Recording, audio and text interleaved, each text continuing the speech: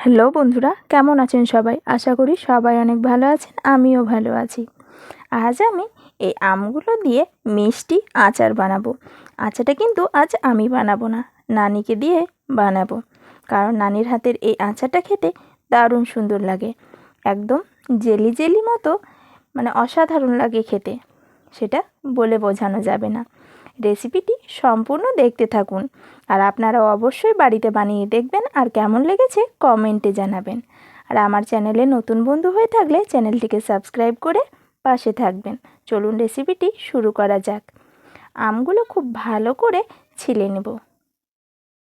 দেখুন, খোসাগুলো খুব ভালো করে এরকমভাবে বটি কিংবা ছুরির সাহায্যে ছিলে নিতে হবে।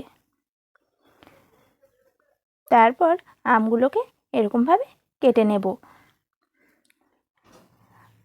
আঁটি সমেত কাটবো না, শুধুমাত্র শাঁসটুকুই কেটে নেব।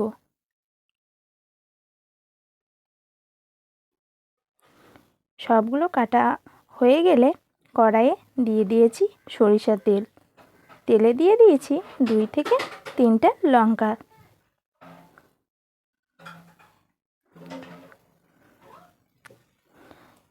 লঙ্কাটা একটু তেলে ভেজে নিয়ে এর মধ্যে দিয়ে দেব আমগুলো। খুব ভালো করে নেড়ে চেড়ে নিয়ে আমগুলোকে কিন্তু গলিয়ে নিতে হবে। আর আমরা আমের মাঝের শাঁসটা, মানে যে খোসাটা থাকে, সেটা নিয়ে নিই, কারণ আমটা আমরা একটু জেলি জেলি বানাবো, তাই শুধুমাত্র শাঁসটুকু নিয়েই বানিয়ে নেব। দেখুন, আমগুলো এরকম পর্যায়ে নেড়ে নিয়ে ঢাকনা ঢেকে কিছুক্ষণ রেখে দিতে হবে।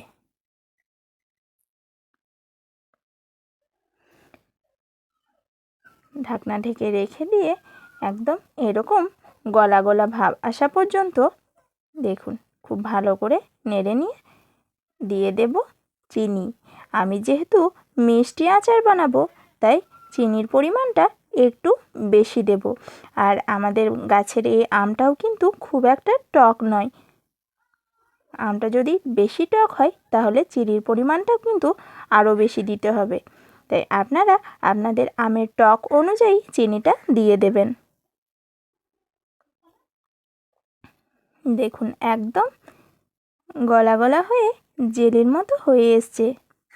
আমাদের আচারটা কিন্তু প্রায় হয়ে গিয়েছে।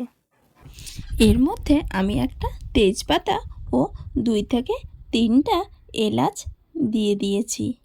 এটা আপনারা চাইলে প্রথমেই তেলের মধ্যেও দিয়ে দিতে পারেন। দেখুন, একদম পারফেক্টভাবে আচারটা হয়ে গিয়েছে।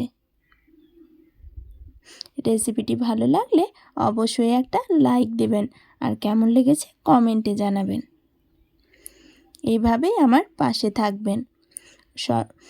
সবাইকে আমি রিকোয়েস্ট করি, প্লিজ একটু সাপোর্ট করুন, যেন আমিও আপনাদের মতো আরও এগিয়ে যেতে পারি।